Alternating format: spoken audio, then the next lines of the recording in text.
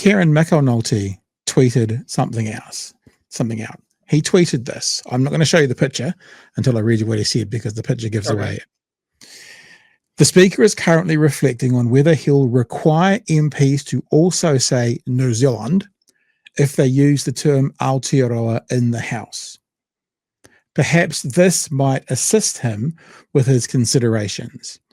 And he is quote tweeted a Gerry Brownlee tweet that says, and I quote, "Pop down to Wellington's windy waterfront today to see Tama Iti's new art exhibition and pay my respects as Aotearoa celebrates 50 years of Te Reo Māori being recognised as an official language." Now, the point being made obviously is, Gerry, Booby, sweetheart, you're just using Aotearoa. I don't understand how will anybody know what it is if you don't have New Zealand in the front of it. And finally on that, Chewie, I tweeted this out today. I quote tweeted Kieran's quote tweeting and said, "Isn't it weird how the sector of society that pushes back so hard against forced speech, Chewie, they push back. You can't force me to use those words. You can't force me in legislation to call that person by the name they want to be called," are now considering if they're going to force people to use particular words. Kind of ironic, a bit like 10,000 spoons when all you need is a knife, Chewie. It's a favourite of mine that when you look at the segment of our society that gets bent out of shape when someone says Aotearoa, you look for the reciprocal reaction, right? Is there a segment of this country that gets annoyed when someone calls it New Zealand?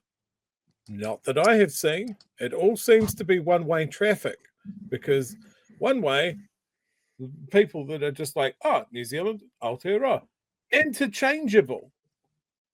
Doesn't matter. People don't blink at this anymore. Apart from the real frothy ones that get triggered over it. The snowflakes, you mean? It's just funny. They're like, oh, Aotearoa, where's that? It's not the country I grew up in. And the rest of us just carry on with our day.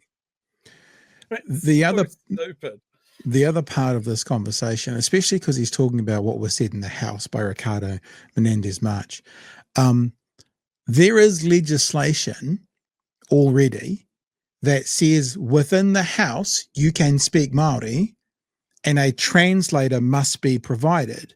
So therefore, how are they going to force you to be your own translator when there's already legislation, and you see the Māori Party using it all the time? They'll speak in te reo, for a good long time, and then there's a translation.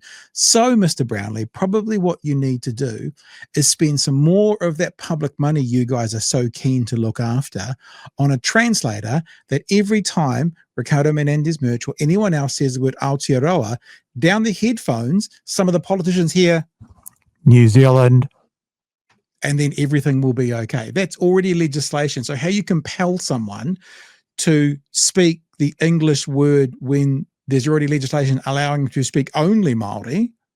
Imagine that. Imagine every time that one of the Māori MPs or any MP says whānau, family, kia ora, hello. Are they going to force us to say kia ora, hello, whānau, family? I can solve this, Pat. I can solve this real easy. It won't even cost any money. Gerry Brownlee needs to haul himself out of his chair, look at Winston Peters, and tell him to sit down, shut the fuck up.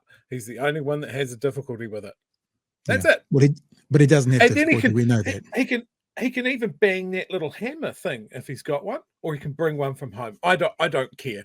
But someone needs to tell Winston to shut the fuck up sometimes. Yeah. Just look at him and go, oi. No, Winston. No, Winston. No. You're going to squirt him.